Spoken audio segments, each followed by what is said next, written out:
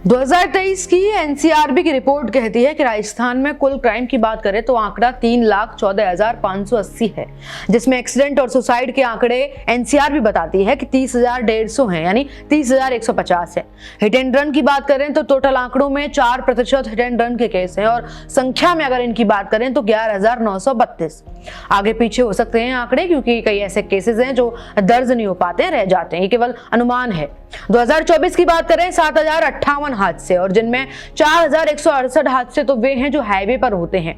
2025 में 1,400 प्लस हुए हादसे हैं और करीब 9,700 प्लस जान चली गई। और अब 2026 अपने साथ हादसों की जैसे मानो पोटली लेकर आया हो और धीरे धीरे उन्हें खोल रहा हो। और उदाहरण देते हैं, ऑडी से उड़ा दिए गए 19 लोग। कल परसों का मामला है जयपुर का, जहां एक तेज रफ्तार ऑडी ने 19 लोगों को उड़ा दिया, ठेलों को उड़ा दिया, दुकान में जाकर ऑडी घुस गई।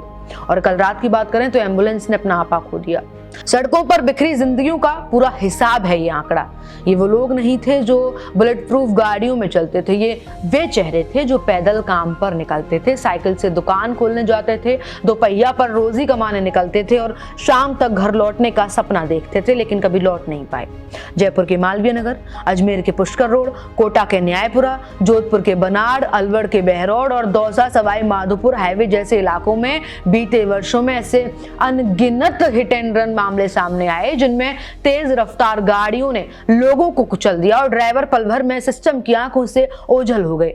कहीं लग्जरी कार थी, कहीं डंपर, कहीं बस और कहीं एसयूवी, लेकिन हर बार कहानी एक जैसी रही। मौत सड़क पर पड़ी रही और आरोपी फरार हो गए। ये बात एक और केस को दर्शाती है जो अभी कल रात की हम बात कर रहे थे, ऑडी वाले की, परसों देर रात की बात कर रहे थे हादसे की, कि जब ऑडी ने 19 लोगों को उड़ा दिया तो वहाँ जो प्रत्यक्षदर्शी थे, जो वहाँ मौजूद लोग थे, वे बताते हैं, हालांकि ये बात जो है ऑफ कैमरा हुई है, संवाददाता वहाँ जो मौजूद थे उन्होंने बताया कि लोग ऐसा कह रहे हैं कि जब ऑडी ने लोगों को उड़ा दिया तो जो सड़क पर घायल पड़े थे वो पड़े रहे, लेकिन जब पुलिस प्रशासन वहां पहुंचा तो जो ऑडी में मौजूद लोग थे, जो ड्राइवर थे या जो ड्राइवर के साथी थे, जो दोस्त थे, उनको वहां से पहले फरार करने की कोशिश की गई। हालांकि उन लोगों को वहां मौजूद लोगों ने पकड़ लिया था, लेकिन पुलिस आई और उनको भगा दिया, ऐसा प्रत्यक्षदर्शी बताते हैं। और जो घायल पड़े थे वो पड़े ही रह गए। कि जो प्रशासन था वो घायलों के ऊपर ज्यादा सीरियसली ले रहा था या जो जिन्होंने एक्सीडेंट किया था उन्हीं को लेके गए सर। पहले तो जिन्होंने एक्सीडेंट किया कार्रवाई कर रहा था कि पहले इनको यहाँ से निकाला जाए, घायलों को तो बाद में देखेंगे हम, वो तो सेकेंडरी पार्ट है। पहला तो जो घायल हुए वो बचाने की कोशिश करें। बिल्कुल, ये खड़े मौके पे में आदमी आए थे ना, जो गाड़ी में जो लोग थे उनको लेके गया प्रशासन पहले। अजमेर के पुष्कर रोड पर बजरी से भरे डंपर ने बाइक सवार भाइयों को कुचलने का मामला एक आया था, आपने देखा होगा, दोनों भाई खत्म हो गए, पूरा घर उजड़ गया। और जयपुर में पैदल चल रहे युवक को टक्कर मारकर भागी महंगी कार का केस आपने जरूर सुना होगा। जांच शुरू तो हुई, सुर्खियां बनी, लेकिन समय के साथ केस फाइलों में दबते चले गए। इन हादसों में मरने वालों में बड़ी संख्या में ऐसे लोग थे जो अपने घर के अकेले कमाने वाले थे। अभी जो अब मैंने आपको भाइयों वाली कहानी बताई है, 2 भाई थे, अजमेर पुष्कर से अपने काम को कर घर वापस लौट रहे थे, राजमिस्त्री का काम करते थे, लेकिन वापस कभी लौट नहीं पाए क्योंकि बजरी से भरे डंपर ने उनके ऊपर पूरा वो डंपर पलट गया और वो दोनों भाई चल बसे। एक की मौके पर मौत हुई थी और दूसरा अपना इलाज के दौरान जान तोड़ दिया, उसने दम तोड़ दिया। जिनकी मौत हुई उनके साथ पूरे परिवार की कमर टूट गई, बच्चों की पढ़ाई छूट गई, किराया बकाया हो गया और बुजुर्गों के लिए सहारा खत्म हो गया। सरकारी मुआवजे के नाम पर कभी कागजों का जाल मिला, कभी तारीखों का इंतजार मिला, लेकिन इंसाफ आज भी कई घरों तक नहीं पहुंचा। 2024 और 2025 में दर्ज हुए मामलों की संख्या और 2026 की शुरुआत में लगातार सामने आ रहे हादसे साफ संकेत देते हैं कि जब इन वर्षों का डेटा एनसीआरबी की अगली रिपोर्ट में दर्ज होगा तो ये आंकड़ा 11,932 पर नहीं रुकेगा, बल्कि शायद दोगुना होकर और ज्यादा डरावनी तस्वीर पेश करे। 10 जनवरी को हुआ ताजा मामला भी इसी सिलसिले की एक और कड़ी है। अभी आपको बता रहे थे ऑडी वाला मामला।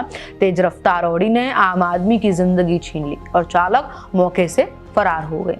पीछे रह गया एक और परिवार जो अब सिस्टम के दरवाजे खटखटा रहा है। सवाल ये नहीं है कि हादसे क्यों हो रहे हैं, सवाल ये है कि आरोपी बच कैसे जाते हैं। क्योंकि कई ऐसे हादसे होते हैं जिन पे हम खुद मौके पर पहुंचते हैं तो बड़ा दर्द होता है, बड़ा दुख होता है। आपको याद होगा हरमाड़ा वाला हादसा, बड़ा भयानक हादसा था।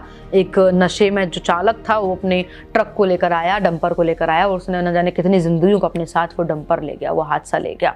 और उसमें तो कई ऐसे हादसे थे जिन हादसों को अगर आप सुनेंगे तो आपकी रूह कांप जाएगी। एक प्रेग्नेंट लेडी जो अस्पताल में दिखाने आई थी, वो जब घर लौट रही थी तो हादसे में इस कदर घायल हुई कि उसका बच्चा बाहर आ गया था। आपको याद होगा, इस पर हमने रिपोर्ट भी की थी। आपने वो रिपोर्ट देखी नहीं है तो जाके ज़रूर देखिएगा।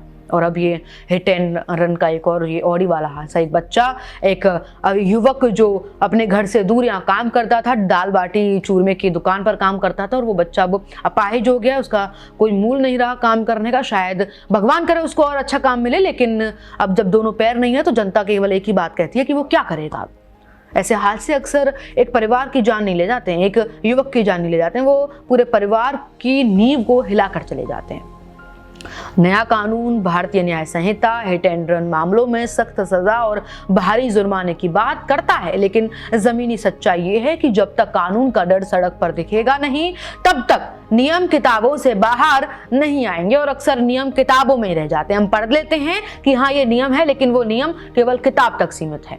तेज रफ्तार पर सख्त निगरानी, सीसीटीवी का सही इस्तेमाल, वाहन मालिक की जवाबदेही, फरार चालकों की तुरंत गिरफ्तारी और पीड़ित परिवारों को तत्काल राहत, ये सब कागजों में मौजूद है लेकिन अमल में नहीं।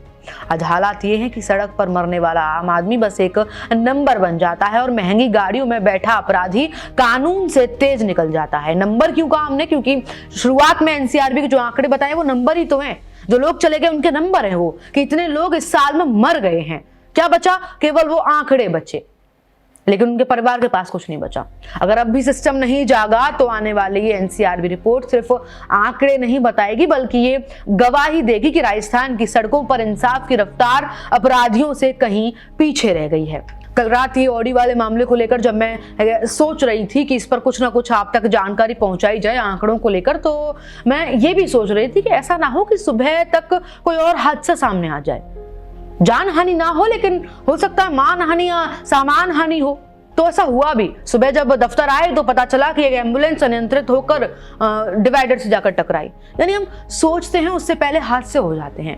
अब ये हादसे सिस्टम की लापरवाही है, या प्रशासन की चूक है, या कहीं ना कहीं जनता की भी गलती है, या कहीं ना कहीं उन लोगों की गलती है जो इन गाड़ियों को चलाते हैं, या फिर उन लोगों की गलती है जो ये शौक रखते हैं बड़ी बड़ी गाड़ियां चलाने के, लेकिन ये भूल जाते हैं कि उन बड़ी गाड़ियों के आगे कुछ ऐसे लोग भी चल रहे हैं जो अपने छोटे से घर को चलाते हैं।